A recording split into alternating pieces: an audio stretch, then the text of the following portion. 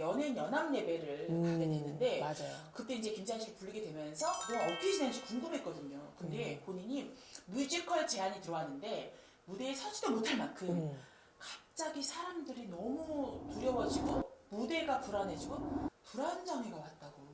저는 깜짝 놀랐습니다. 아니 이렇게 에너지 넘치는 김지아 씨가 어떻게 그렇게 또 그런 시절이 있었는데 얘기 좀 해주세요. 제가 대학교 때도 대인기피증이 있었어요. 아 그래요? 그때는 이제 K본부 개그맨 시험 보고 있을 때였고 이제 최종까지 가서 마지막 그 멤버들하고 그 콘테스트로 TV로 제작을 한다는 거예요. 대회를. 보통은 우리가 그냥 비공개로 공채를 뽑잖아요. 그렇죠. 근데 그 2000년에만 K본부, M본부 둘 다 공개로 콘테스트를 제작했어요. 근데 그때 같이 연습했던 멤버가 이제 정종철 씨, 고기수하고 같이 막 연습을 하는데 화장실에서 누가 제 얘기를 하는 거를 듣고 제가 되게 충격을 받고 그때부터 사람을 못 믿고 전 이제 그때 당시까지만 해도 대학교도 개그로 한 번에 붙고 막 너무 탄탄대로여서 아이들한테도 인기가 너무 많고 막 이러니까 삶에 어떤 우울함이 없다가 그게 되게 인생의 충격이었나 봐요. 그래서 이제 저를 어떻게 험담하는 걸 들었는데 막 진짜 이제 내가 그런 식으로 생각이 되니까 내가 그런 사람인가 막 이렇게 스스로를 막 자꾸 생각하게 되니까 아니 그때 당시 들었을 때 박차가 나와서 제가 은근 또 소심하잖아요. 와. 저 되게 소심해요. 그러니까 사람들은 우리 같은 성향이 되게 그럴 줄 아는데 또 되게 우린 열이거든요. 엄청 여리고 되게 소심하고 눈치도 많이 보고 좀 그렇잖아요. 그럼 안에서 고스란히 듣고만 있었던 거예요? 그렇죠. 그래가지고 이제 그때 그 멤버들이 그랬다는 것보다는 누가 그랬는지 정확히 기억은 안 나는데 아무튼 누군가였어요. 근데 이제 그 이야기를 들은 이후부터 제가 그 당시에 대학교 과대표였는데 애들한테 인기도 엄청 많고 항상 주변에 친구들이 막 몰려다니는 그런 친구였는데 사람이 싫고 막, 그런 거예요. 그래서 맨날 강의실에서도 맨 구석진 끝자리에서 수업을 듣고 과대표가 일부러 아이들하고 거리를 두고 혼자 빈 강의실에서 1,000원짜리 김밥 먹어가면서 막 스스로를 일부러 고립시키고 그리고 버스도 너무 사람이 많으면 안 타고 보내고 지하철도 사람이 많이 있으면 안 타고 뭐 이런 시간을 보냈는데 그걸 꼬박 3년을 했어요. 과대표 자리도 내려놓고 다른 친구한테 주고 이제 이런 시간을 보내면서 맨날 정말 안 좋은 생각만 했죠. 이제 빨리 하나님 만나러 가야겠다 이런. 그러다가 그때 제가 우연찮게 한 개척교회에서 새벽 기도를 그때는 지푸라기라도 잡는 심정으로 다닌 거죠. 막 새벽 기도를 다니면서 극적으로 치유를 받았어요. 그러고 나서 정말 괜찮아지니까 다시 이제 또 이 오만 방자함이 오셔가지고 또 엄청 또 세상적으로 산 거죠. 막 그때는 열심히 활약하고 또 무대 올라가 그거 낳고 나서 그렇게 안 되던 개그맨도 되고 막 축복을 많이 받았어요. 그리고 이제 개그맨 되고 나서는 11조를 그렇게 기쁨으로 내고 막 그 돈을 막 미리 찾아서 성경책에 수표를 꽂아놓는 그 재미로 살았어요. 막 너무 좋은 거예요. 막 그랬는데 이게 점점 수표가 조금씩 한 장씩 빠지고 점점 교회를 좀 안 나가게 되고 그리고 그때쯤 제가 이사를 가게 되면서 원래 섬기던 교회를 옮기게 돼요. 그러면서 제가 이제 점점 이제 좀 주님하고 또 거리두기 멀어지게. 그때는 코로나19도 아닌데 거리두기를 하나님하고 많이 했어요. 그러다 보니까 그랬나 봐요. 하나님이 다시 저에게 이제 연단의 시간을 주시더라고요. 그때는 불안장애가 왜 왔냐면 제가 당시에 이제 계속 월세 전세 살다 보니까 이제 내 집을 갖고 싶은 거예요. 그래서 좀 외곽 쪽에 좀 한적한 데 가서 좀 힐링하듯 살아야겠다 해서 집을 샀는데 모든 게 완벽한 줄 알았어요. 근데 그 집도 사실 제가 원하는 지역은 아니었고 어떻게 하다 보니까 이제 중간에 이렇게 어떤 사람의 영향으로 제가 그 집을 사게 됐는데 처음에는 이렇게 산의 끝자락에 나무가 너무 예쁘고 그때 가을이었는데 막 낙엽이 이렇게 있고 막 너무 예쁜 거예요. 야 여기다 해서 이제 계약을 했는데 그 낙엽이 지고 나서 이제 그 뒤에 이렇게 보니까 몰랐는데 계약할 때는 몰랐어요. 근데 그 약간 끝자락 나트막한 산의 동산의 끝자락에 나무였는데 그 동산 능선 넘자마자 다 공동묘지인 거예요. 근데 저 혼자 사니까 이건 집에서 있을 수가 없고 그것뿐만이 아니라 또 이게 호수가 이렇게 또 바뀌어 있는 집이어가지고 건물이 예를 들면 301호가 있고 302호가 있잖아요. 근데 제 집이 301호인데 그 공부상에는 302호로 기재가 되어 있는 집인 거예요. 그러니까 이거를 팻말 붙이는 분이 잘못 붙인 거예요. 근데 전체 호수가 그렇게 되어 있는 거예요. 근데 이게 별 문제 아닌 것 같죠? 팻말만 떼서 이렇게 하면 될 것 같지? 그게 아닌 거예요. 이게 복잡해요.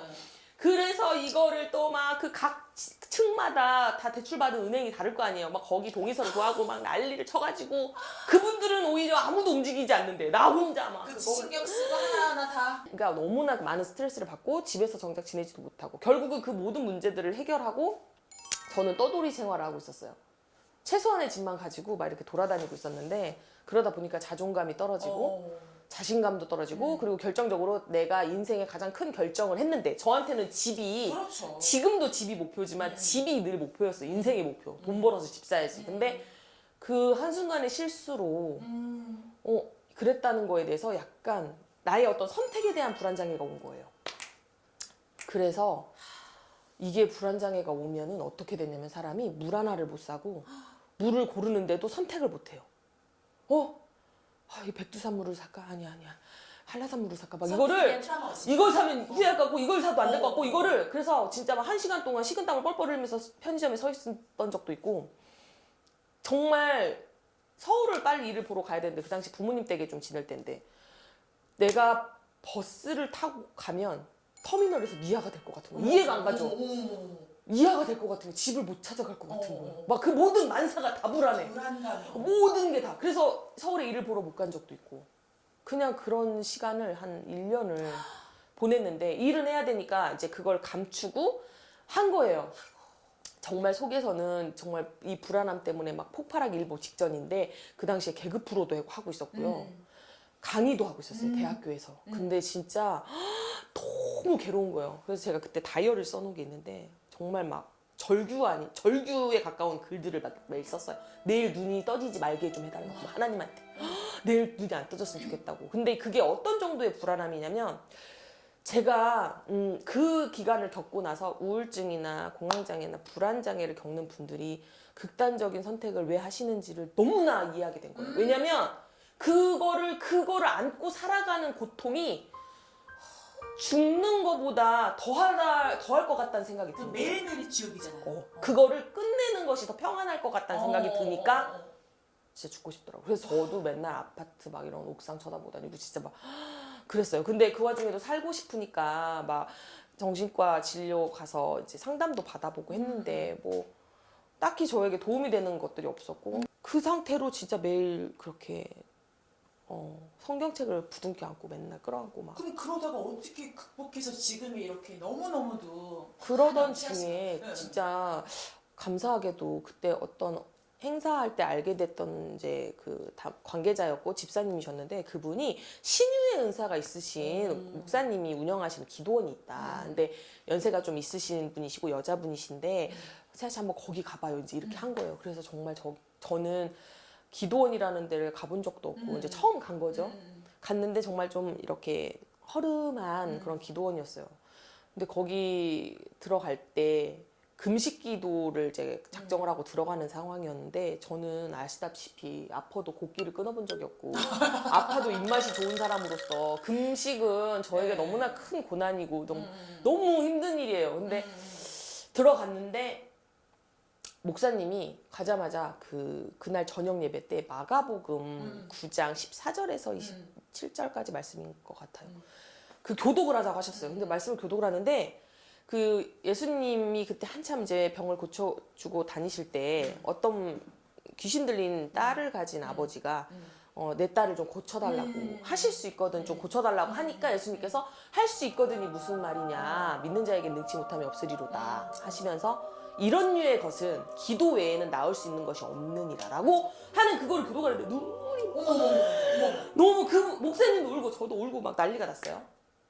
근데 그랬는데 뭐가 바뀐 건 없더라고요. 눈물은 났지만. 그 눈물의 의미는 뭐였는지 지금 생각해보면 그때 깨달음이 온 거죠.